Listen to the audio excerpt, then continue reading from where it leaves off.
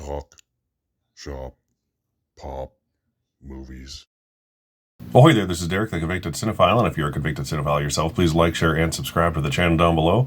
On my channel, I like to talk, shop, and pop open, that is, movies and physical media. And this is the debut episode of what could be potentially a 94, soon-to-be 95 episode-long series of What Should Have Won at the Academy Awards. What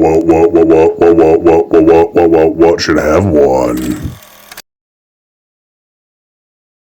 I was debating what year to start this at, so I figured why not just start it with the most well-remembered year of the Oscars, 2021, just last year. The year that Coda destroyed a bajillion Oscar statistics and managed to win Best Picture off of only 3 nominations, none of which were director, editing, or any other craft category.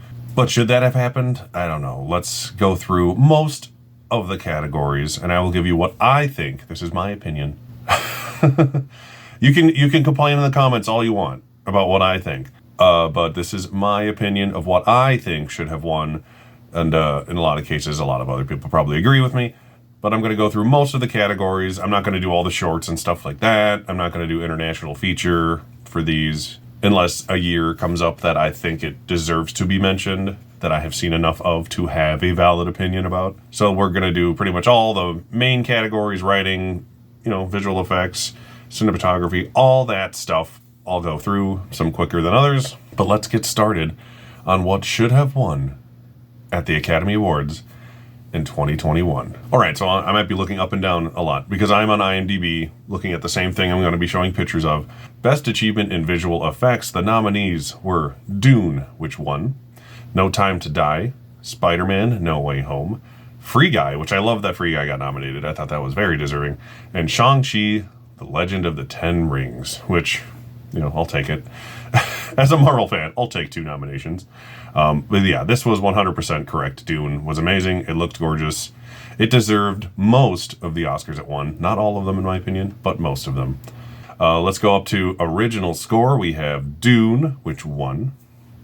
Encanto, Power of the Dog, by Johnny Greenwood. I love seeing Johnny Greenwood nominated. Don't Look Up, and Parallel Mothers. This is another case. I was very happy to see Hans Zimmer win another Oscar for the first time since The Lion King. Dune definitely deserves to win for Best Original Score. Best Achievement in Makeup and Hairstyling. The nominees were The Eyes of Tammy Faye, which won, Cruella, House of Gucci, Coming to America, and Dune. While there is always a strong correlation between an acting win and the makeup win, we'll get into that. Like what happened with Eyes of Tammy Faye, because Jessica Chastain also won, so we'll see that again later. It was very deserving. It was a great win, I agree. Dune would be the only one here that I'd probably say would rival that, but some of the makeup seems a little over the top in Tammy Faye, and I saw that being an argument, but if anyone who's ever seen Tammy Faye in real life knows that's exactly what she looks like, and it couldn't have possibly looked any more accurate, in my opinion. So I would say that was a fair win for Eyes of Tammy Faye.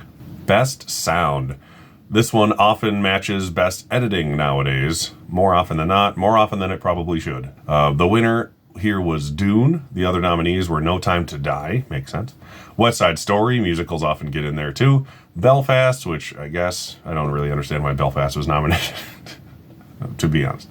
And Power of the Dog, you can make kind of the same argument about that. Dune absolutely is a deserving winner here because since they combine the sound mixing and sound editing categories, Dune was definitely the best of both worlds choice there because it absolutely would have won sound editing had that category still existed, even if sound mixing went to something else like West Side Story, for example.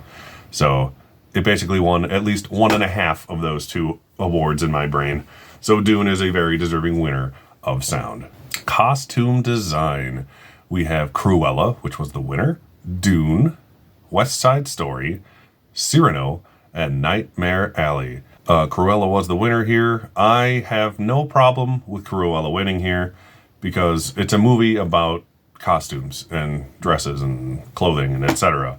So fashion, there's the word. So it makes sense. I would have liked something more interesting to win, or less obvious, not even more interesting. Like Nightmare Alley, I thought was gorgeous. It has pretty much anything it was nominated for, it would have been a deserving winner. But Cruella, based on the subject matter, is absolutely a fair winner for costume design. Next, we have production design. The nominees here were Dune, Nightmare Alley, The Power of the Dog, The Tragedy of Macbeth, and West Side Story. Here, the winner was Dune yet again. It won 6 Oscars in all, 5 of which happened before the show because they were jerks and pre-recorded a bunch of stuff, thinking it would make the show shorter, and it actually made it longer. So this year they learned their lesson. So like I said, Dune won production design. I get why. There's a lot of world building, but it's a lot of CGI world building, which, as cool as that is, I always prefer other things like real sets and stuff. Like this year, for example, you have Avatar, which is gorgeous, but it's all CG essentially. But I like to see it in real life, I guess. So I would prefer if like Babylon won over Avatar, for example. And in this case, I would have preferred Nightmare Alley to take the production design award. The carnival setting alone is more impressive to me than anything in any of these other movies, with the possible exception of Tragedy and Macbeth, which is just gorgeous and stylized to the nth degree, to perfection. But due to variety's sake, I would give the edge to Nightmare Alley. Achievement in film editing. Like I said before, the editing and sound Oscars essentially always go to the same movie nowadays, even when they shouldn't. Dune was our winner here. Like I said before, it won sound. King Richard was nominated. Tick, Tick, Boom was nominated. Don't Look Up was nominated. And The Power of the Dog was the other nomination. I would 100% give this award to Tick, Tick, Boom, which should have been nominated for sound, but wasn't. So there's that correlation again. Tick, Tick, Boom has some of the most energetic film editing that I've seen in years, and it was extremely gripping, and I was like so entranced watching this movie that I didn't realize I was just standing and just staring at my TV for a good like 40 minutes watching what was happening. Like a couple feet away, just like, because it grabs me. It grabs you so well. The editing in this movie. Dune just kind of seems like a lazy choice. It wasn't even winning very many editing awards up to that point. It just kind of at the last second was like, yeah, sure, Dune, I guess. And then it started winning stuff at like the BAFTAs and everything. I think Tick, Tick, Boom easily deserved to win Best Editing that year. Achievement in Cinematography. Here's another one. The visual effects and cinematography films more often than not go together nowadays. So having said that, Dune was our winner here in cinematography. The other nominees were Power of the Dog, West Side Story, Nightmare Alley, and The Tragedy of Macbeth. This is actually a tough one. All these are good. This is like the most perfect cinematography category you could ask for. All of these are deserving to be here, but like I said, I prefer my cinematography winners to have not so much visual effects thrown in there. So I would, despite it being the black and white movie, even though some people like to pick it just because it's black and white, not me, I would give this to The Tragedy of Macbeth. It had some of the most stunning cinematography I have seen in a very long time, and I am kind of a sucker for black and white, but Belfast wasn't here, and it did not deserve to be, so it doesn't automatically get you in. Tragedy of Macbeth is the black and white cinematography that needs to be rewarded, and that's why I'm choosing that for what should have won last year.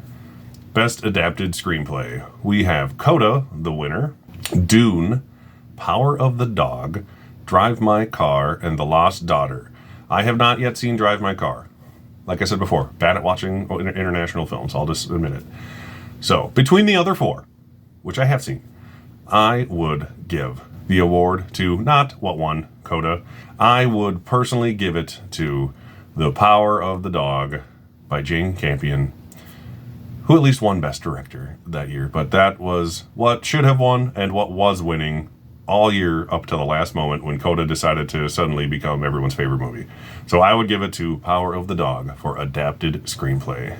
Best Original Screenplay. We had Belfast, the winner, by Kenneth Branagh, King Richard, The Worst Person in the World, Don't Look Up, and Licorice Pizza.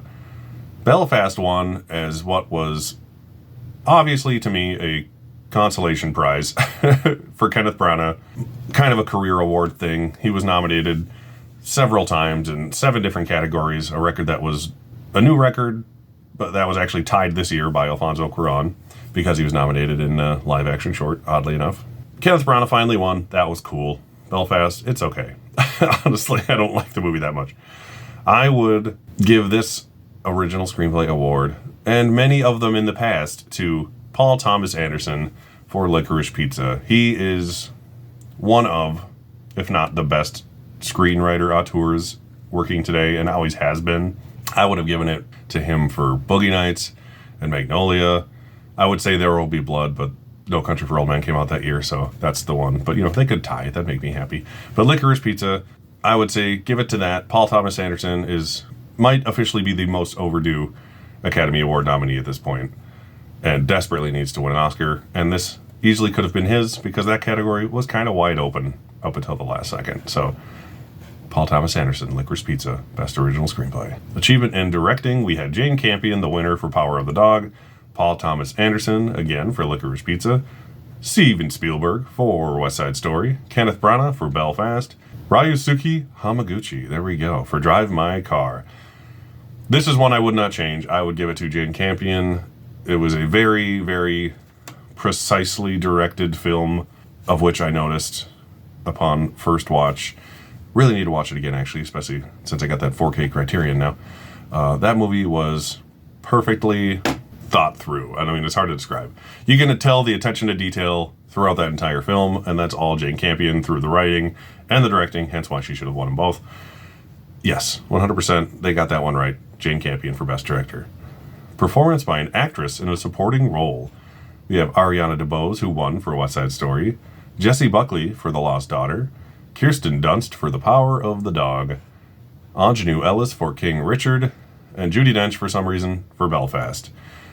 She should not be in this lineup. It should be Katrina Balfe for Belfast, but, shit happens.